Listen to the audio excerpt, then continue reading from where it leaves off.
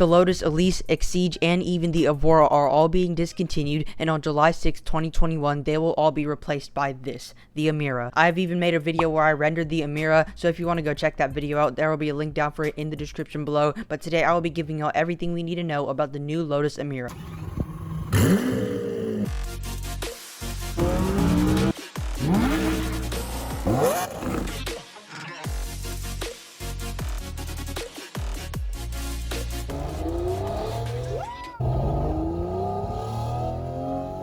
If you're new to my channel, please subscribe down below to help me reach my goal of 2,000 subscribers before the end of 2021. And if you haven't already watched my video where I rendered the Emira, there will be a link for it down in the description below. Lotus is planning to make their entire lineup of cars fully electric. Lotuses sound amazing already, and it was part of what made a Lotus, well, a Lotus.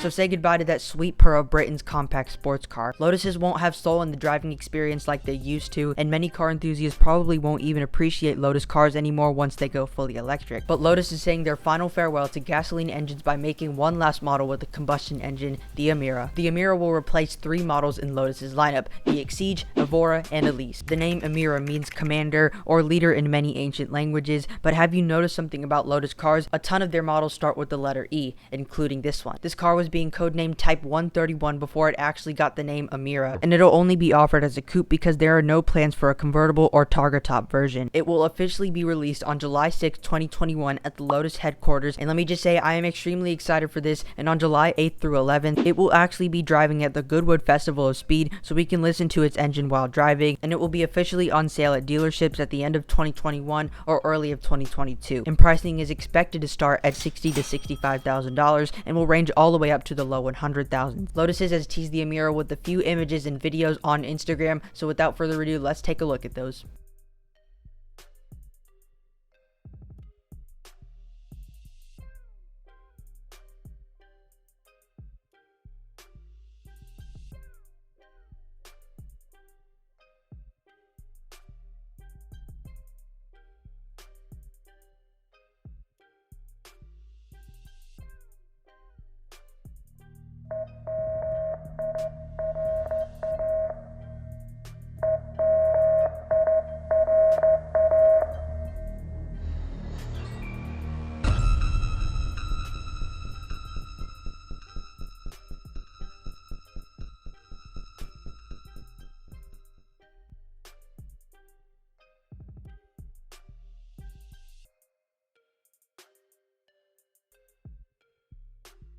Now, even though this is Lotus's last gas-powered car, the Emira won't be a hybrid. And speaking of which, let's discuss the powertrain. In previous Lotus models, the engines were supplied from multiple different manufacturers, but mainly in the Lotus Evora, its engine was a supercharged V6 from the Toyota Camry, and it sounded incredible.